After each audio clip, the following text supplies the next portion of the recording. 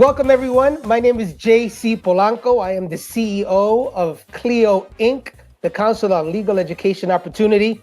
We're very excited to begin this new journey with all of you. This is our EDGE podcast, and it's our very first episode. We're going to try to come to your homes and in your podcasts library at least twice a month.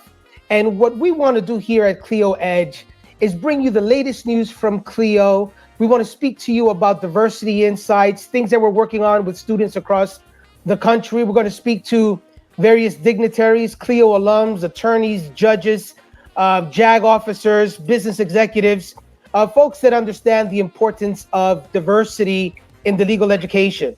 For those of you who know of CLEO, CLEO is now in its 54th year as being the nation's diversity pipeline for law schools.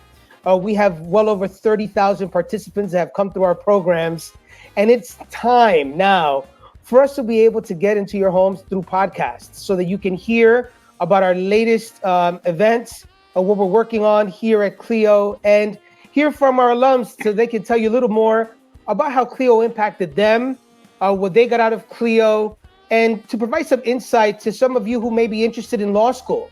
CLEO has dedicated its mission to make sure that those students from historically disadvantaged backgrounds and those that have been financially disadvantaged to find opportunities to attain their legal education. So every year we hold dozens of programs across the country, helping pre-law students prepare for the LSATs. We work very closely with those first-year law students and those students that right before they go into law school. We have our flagship Pre-Law Summer Institute, where we help literally thousands of students each year prepare for the trials and tribulations of law school. So we're very excited about our very first guest. Our first guest is Bernarda Villalona, who is a CLEO alum. She's also known as the Legal Slayer. I know that so many of you have seen her on countless networks around the country talking about the latest issues. And I swear, I think she's my sister. I couldn't wait to get Bernarda Villalona to be our very first guest here at the CLEO EDGE podcast. I mean, we're both Afro-Latinos from the parents from the Dominican Republic, SUNY Albany. I'm so excited about hearing about all of your experiences. But more importantly, Bernarda is a role model to hundreds of thousands of young women across the country who want to be attorneys but have never met one in real life. So today we get the opportunity to hear from someone from our communities who's faced it all, who has gone through the apogee of the legal profession, leading the Homicide Bureau at the Kings County District Attorney's Office. I can't tell you so much, but I'm so excited to have her. My excitement can be contained. Without any further ado, I'd like to introduce everyone to the very first CLEO EDGE podcast guest, Counselor Bernarda Villalona. Welcome so much to the CLEO EDGE podcast. Thank you, JC, for having me. So excited to be here with you. So tell us, what are you up to right now? I know that every time we turn on the TV, we see the legal slayer, Bernarda Villalona, talking about the latest legal things that are happening across the country. Before I get into your bio, I just want to know, tell me something that you're working on. How did you get to be on our TV screens 24/7? Man, I can tell you this, JC, it is a hustle. And my line is you stay ready so you don't have to get ready, because that's one of the issues in terms of being in the news media, in terms of being aware of all the breaking issues. So when the time comes 5 minutes before you get that call, in order to be on TV, you're ready with the issues already briefed in your mind as to what to discuss. I graduated from Boston College Law School in 2004. After law school, I went to the Philadelphia District Attorney's Office, and I was a prosecutor there for 3 years. After that, I went back home to Brooklyn and was a prosecutor at the Kings County District Attorney's Office for 13 years. And it was during my time as being a prosecutor in the homicide unit for 10 years where I just saw so much that was going on and saw so much in the news of what was going on around the country, even the killing of Trayvon Martin. And doing that trial of George Zimmerman, where it sparked, was like, I should be out here talking about these cases and breaking down these cases. Some time passed by because I didn't know how to do it or even where to get started. And it was probably about 2019 when I had an opportunity to accompany a friend of mine who was doing a show. And while I was talking to the producers there, they're like, are you interested in being one of our guests? I was like, oh my God, I've never done this before, but yes. So I got started that way. But the moving moment was when George Floyd was killed in 2020 during the height of COVID.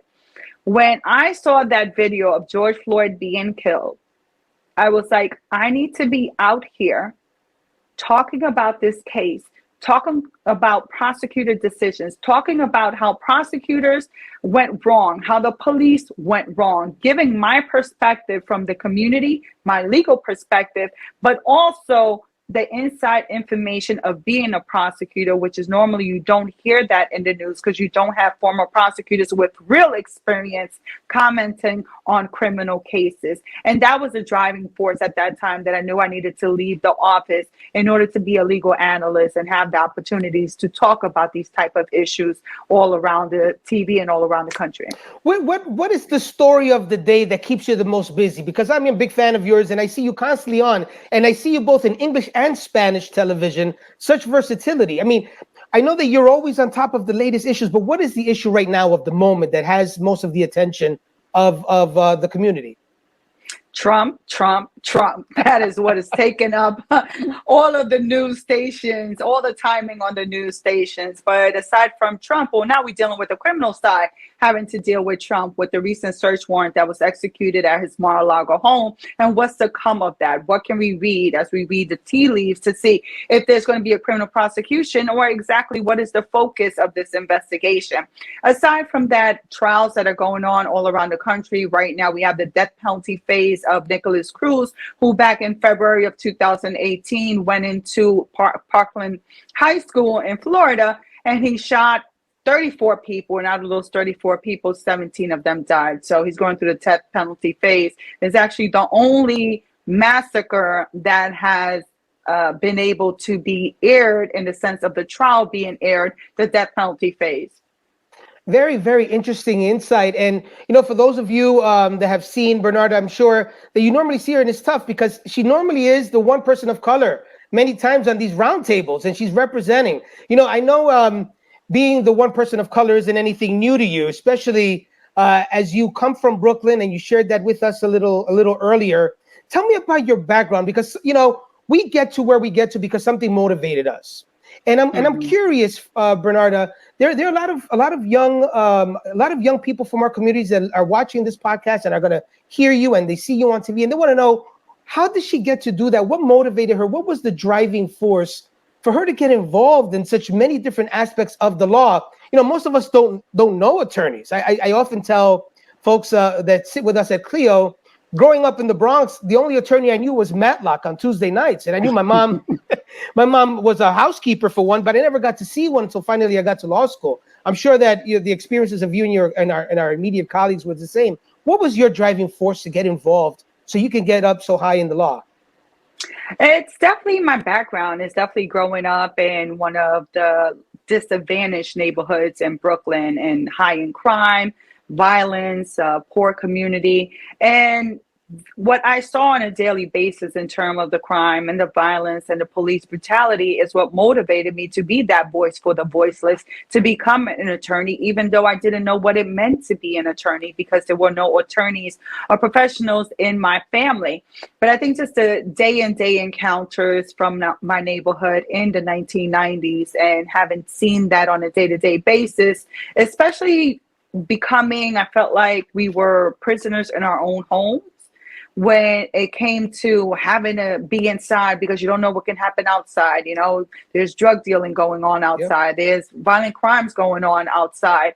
And I got tired of being that person, but I also got tired of seeing the police brutality. I remember when I was a teenager, how just on the corner of my block, police officers killed one of the people on the block. And that was a big episode in the sense of that we were protesting, we were out in the street, but we didn't know what to do aside from being there and protesting. But watching the news and watching people like Johnny Cochran, because that's when Johnny Cochran was big doing the O.J. Simpson trial, is that I was like, I want to be an attorney. I want to be a voice for the voiceless. I want to be in a courtroom. I want to try cases. that's what I want to do. And that's how I ended up. I was like, I want to be a lawyer, even though I had not met a lawyer, except the times when people from the neighborhood were in court and you would go to court to see what's going on with them. But I didn't know any attorneys. And isn't it incredible how you went from that to being the senior counsel, the senior assistant district attorney in the Homicide Bureau for Kings County? This is an incredible story. And I got to ask you, before we get to law school, you got to go through college. And you went to SUNY Albany, where I went. Turns out we were there together, and I cannot believe it.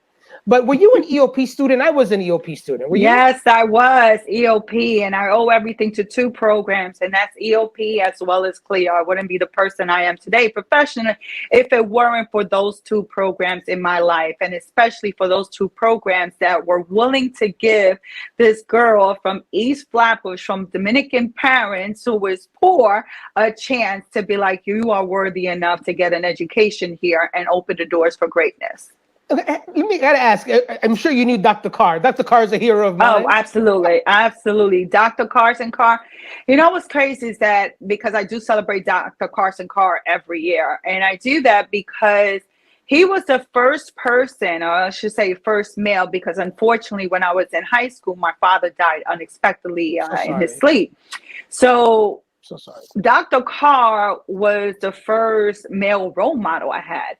And he was the first one who was able to see in me what I couldn't see. Yeah. Like he would tell me, Bernarda, you need to get in front of people. They just have to meet you. They need to hear you. They need you. They need to hear your story. And I was like, okay, Dr. Carr. That's when I was applying to law schools. I was like, okay, Dr. Carr, I guess I'm going to drive to every law school I'm applying to and try to get a meeting.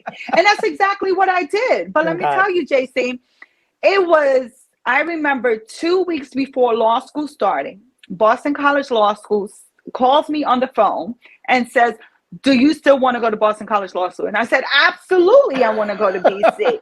And when I got my admissions letter, on the admission letter, it was handwritten. It was your perseverance and dedication and persistence that got you in here. And I was like, I owe that to Dr. Carr. And I also owe that to the CLEO program because back then the head of the program was Cassandra Sneed Ogden, as well as Thomasine Williams, who always supported me through my journey.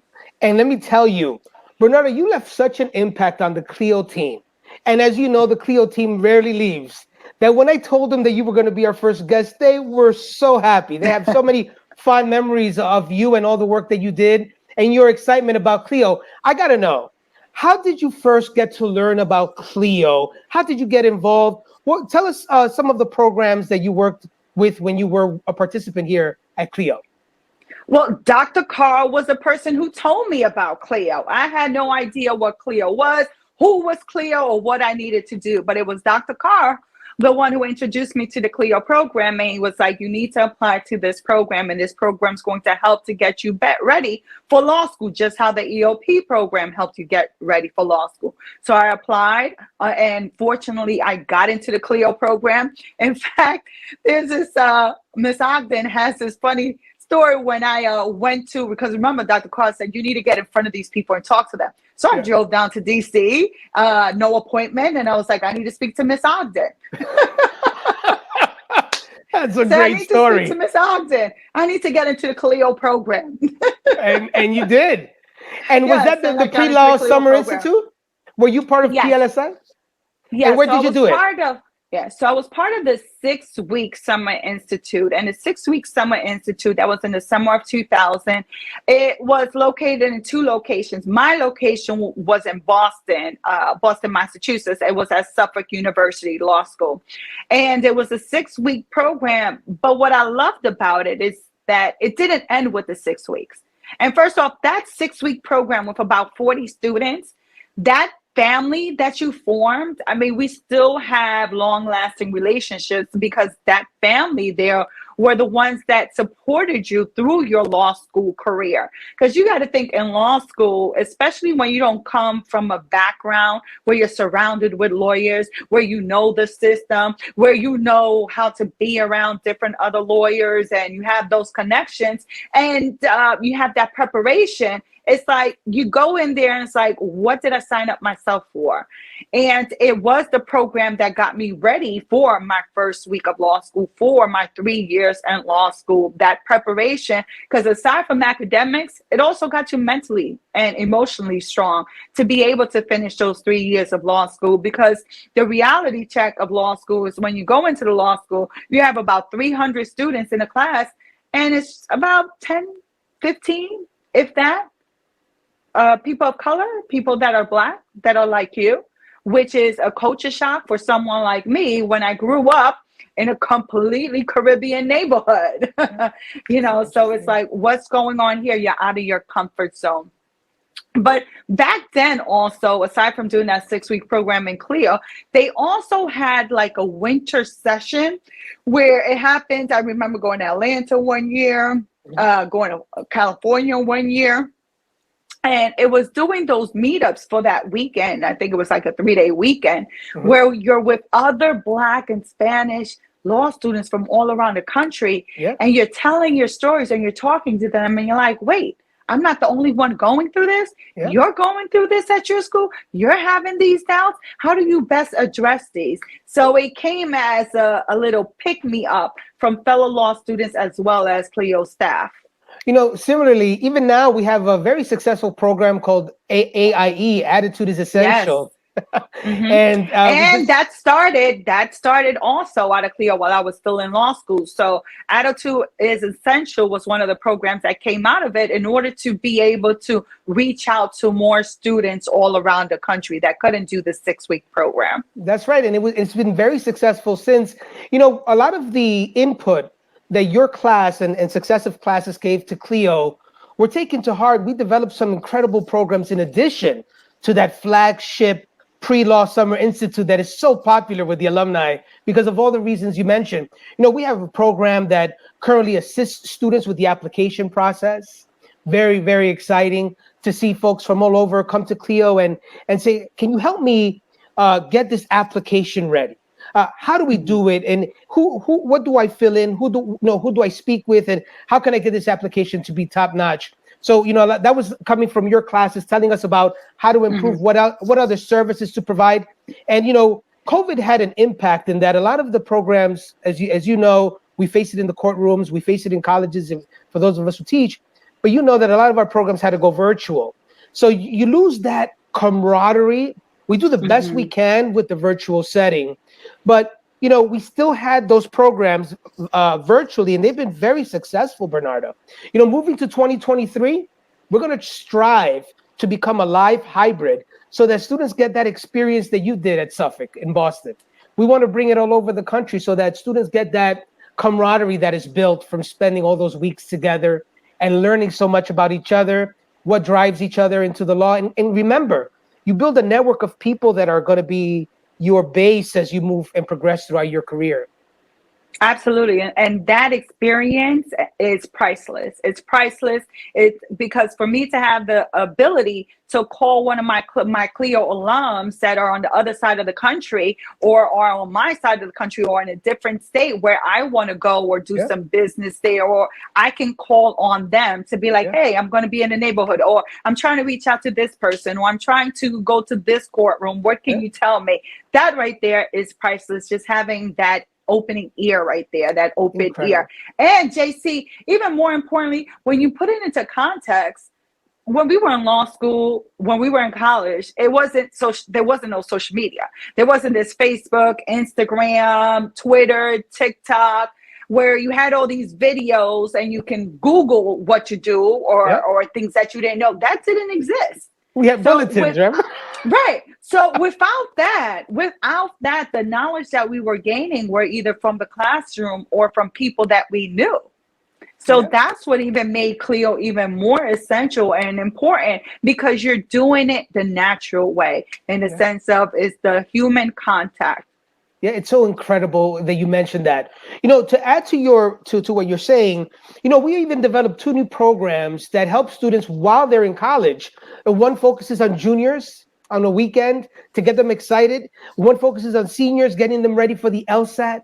There's so much going on. And guess what, Bernarda, we're even in the bar prep mode where we're working with some of the top tutors and teachers, many who have worked in Kaplan before, spend time with students and helping them prepare for the bar exam. We even have one law school professor who focuses, now going to the University of Texas to teach there, who focuses on the quality of having quality mental health and having that self-care time that so many students aren't aware that they're going to need while in law school. We've been expanding there, Bernarda. We have expanded and try to make sure that we are available to continue being the diversity pipeline across the country in every aspect of a young student in college's life. And as a matter of fact, we don't even limit it just to young students. We have folks that are later in their careers that want to go to law school but have never met or don't know how to. And they also comprise a large part of our student body.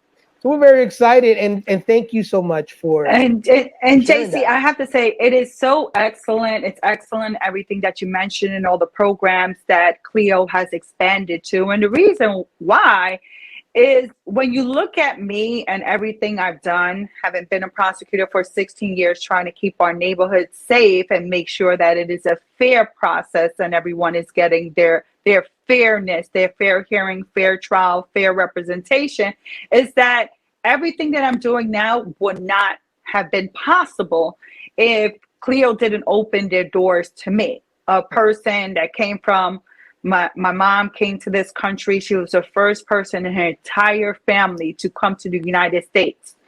And then she brought in her mother and her other siblings, but without the support in America. You gotta think, I didn't learn English. The way I learned English is that Ma used to be like, go watch TV. That's sit down in front of the TV. Y'all gonna learn English that way. I'm with you. But coming to this country and being in this country with nothing. Yeah. So my mom had us 5, and at a young age, of course, my father passed away. So imagine just this Dominican woman having to raise 5 kids in a bad neighborhood with little to no resources. So it's like, what outlets are there to try to pull someone in like myself, who has the hustle, who has the drive, who has the intelligence to be able to be someone that is bigger and better in this country? It's the program. You pulled me out and you made me the person that I am today. So exciting to hear that from you, and I know that there are a lot of students listening to you and they're excited about what they hear, and I know you're motivating them. I got to ask you, you go from being the top district attorney, assistant district attorney in the Kings County Homicide Bureau, and then you have an epiphany and go to the other side of the table. What made you go from the prosecutor side to the other side, the criminal defense side? I'd be curious, and I know a lot of folks do it, but I want those students and CLEO participants to hear your journey. So JC, it wasn't an epiphany. It was the plan to begin with. When I went to law school to be a criminal defense attorney. That's what I went to law school, to be a criminal defense attorney. I wanted to be that voice for the voiceless in my neighborhood. I wanted to be that voice for the voiceless in my neighborhood. I wanted to stop or prevent the police brutality. I wanted to stop the criminal injustices in the neighborhood and beyond. But it wasn't until I was in law school and I took this class called Prosecutorial Ethics. Again, access. Had I had been accessible to the different roles in a courtroom before going to law school, I probably would have realized it then that that's exactly where I should have started out. But I took this class and I realized the power of the prosecutor the discretion that a prosecutor has.